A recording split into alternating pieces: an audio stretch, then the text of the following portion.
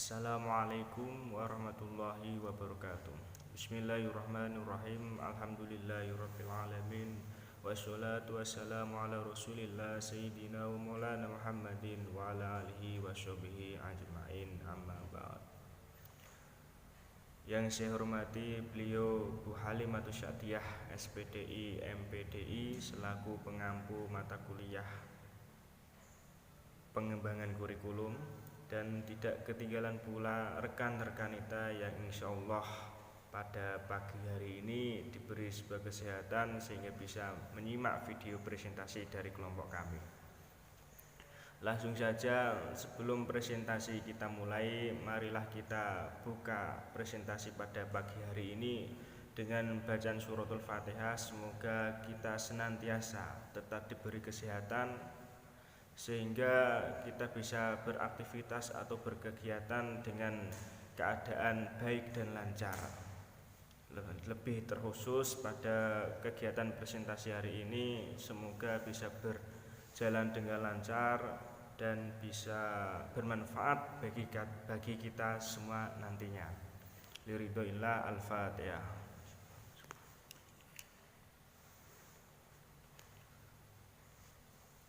Terima kasih.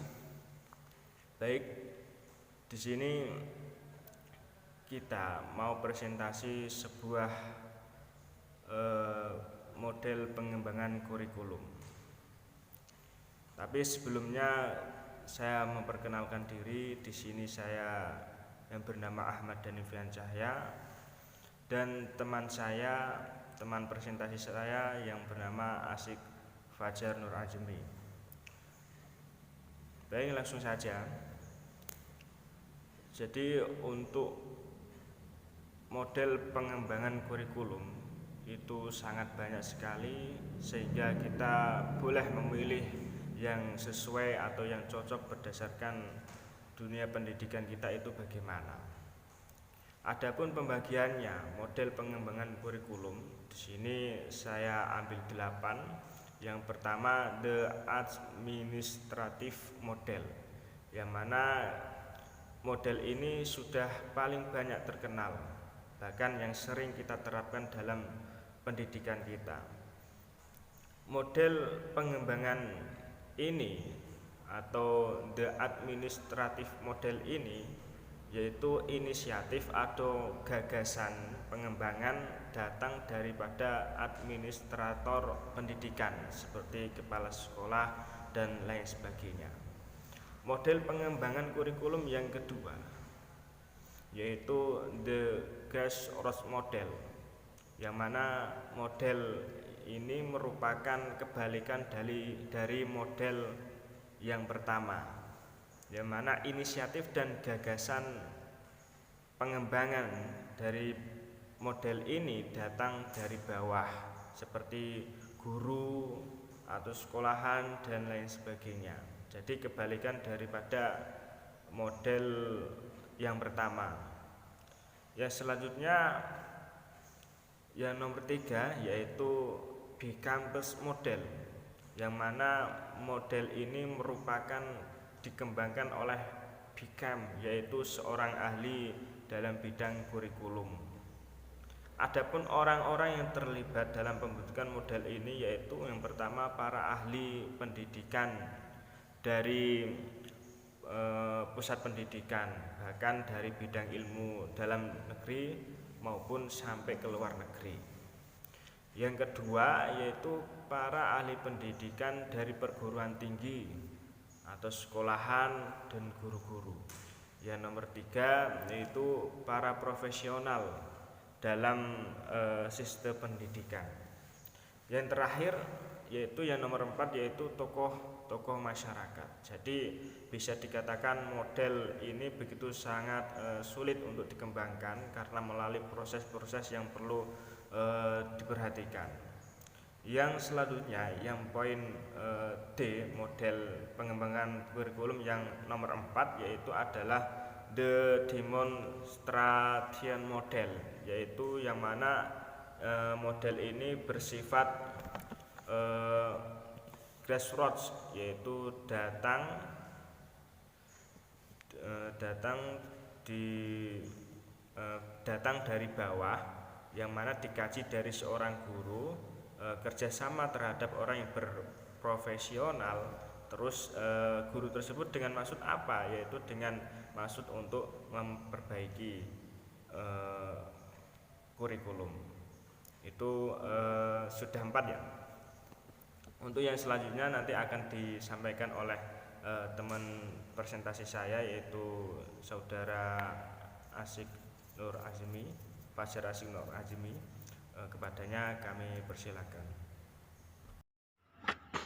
Baik, saya akan melanjutkan poin berikutnya, yaitu tabak inverted model atau disebut tabak model terbalik. Menurut cara yang bersifat tradisional ini, pengembangan kurikulum dilakukan secara deduktif dengan urutan sebagai berikut, yaitu 1 diantaranya penentuan prinsip-prinsip dan kebijaksanaan dasar, 2 merumuskan desain kurikulum yang bersifat menyeluruh didasarkan atas komitmen-komitmen tertentu, 3 menyusun unit-unit kurikulum yang sejalan dengan desain yang menyeluruh, 4 melaksanakan kurikulum di dalam kelas. Tabak sendiri, model deduktif ini sangatlah kurang cocok, sebab tidak merangsang timbulnya inovasi-inovasi.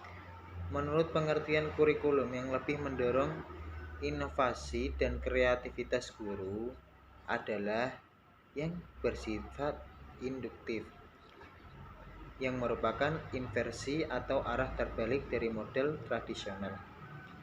Dalam garis besarnya, Hilda Tabak yaitu mengikuti cara pengembangan kurikulum yang berlaku secara umum yang mengikuti langkah-langkah sebagai berikut, diantaranya yaitu 1 menentukan tujuan pendidikan atau disebut merumuskan tujuan umum, 2 menyeleksi pengalaman belajar atau disebut relevan dengan kenyataan sosial, 3 organisasi kurikulum dan kegiatan belajar atau yang disebut menentukan organisasi kurikulum, 4 evaluasi hasil kurikulum atau disebut menentukan kriteria penilaian. Untuk poin selanjutnya F, yaitu interpersonal relation model atau disebut model hubungan interpersonal Roger. Menurut pandangan Roger sendiri, manusia berada dalam proses perubahan sebagai berikut: becoming atau disebut menjadi, developing atau disebut berkembang, serta changing atau disebut berubah. Sesungguhnya ia mempunyai kekuatan dan potensi untuk berkembang sendiri, tetapi karena adanya hambatan-hambatan tertentu sehingga ia membutuhkan adanya bantuan orang lain untuk memperlancar dan mempercepat perubahan tersebut. Pendidikan juga tidak lain merupakan upaya untuk membantu memperlancar dan mempercepat perubahan tersebut. Guru serta peserta didik lainnya bukan pemberi informasi, apalagi penentu perkembangan anak, maka hanyalah mendorong dan memperlancar perkembangan anak. Dan di sini ada 4 langkah dalam pengembangan kurikulum model Roger, yaitu diantaranya 1 pemilihan target dari sistem pendidikan, 2 partisipasi guru dalam pengalaman kelompok yang intensif, 3 pengembangan pengalaman kelompok yang intensif untuk 1 kelas atau unit pelajaran, 4 partisipasi orang tua dalam kegiatan kelompok. Untuk poin selanjutnya G, yaitu the systematic reaction research model atau disebut model penelitian aksi sistematis. Model ini, model kurikulum, didasarkan pada asumsi bahwa perkembangan kurikulum merupakan perubahan sosial. Hal itu mencakup suatu proses yang melibatkan adanya kepribadian orang tua, siswa guru, struktur sistem sekolah, pola hubungan pribadi dan kelompok dari sekolah serta masyarakat. Sesuai dengan asumsi tersebut, model ini menentukan adanya 3 hal yaitu hubungan insani sekolah dan organisasi masyarakat serta wibawa dari pengetahuan profesional. Untuk selanjutnya Poin berikutnya F yaitu emerging technical model atau disebut technical model emerging, yaitu perkembangan bidang teknologi dan ilmu pengetahuan serta nilai-nilai efisiensi efektivitas dalam berbisnis. Dalam berbisnis juga mempengaruhi perkembangan adanya model-model kurikulum, tumbuh kecenderungan-kecenderungan baru yang didasarkan atas hal-hal diantaranya yaitu the behavioral analysis model atau disebut model analisis perilaku. Berikutnya yaitu the system analysis model atau disebut model analisis sistem NAM.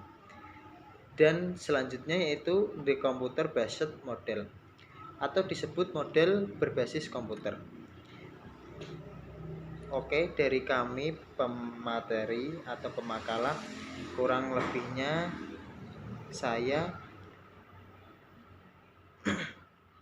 meminta maaf sebesar-besarnya apabila ada penuturan kata yang salah atau membawakan materi yang kurang. Saya meminta maaf sebesar-besarnya. Wabillahi taufiq wal hidayah. Wassalamualaikum warahmatullahi wabarakatuh.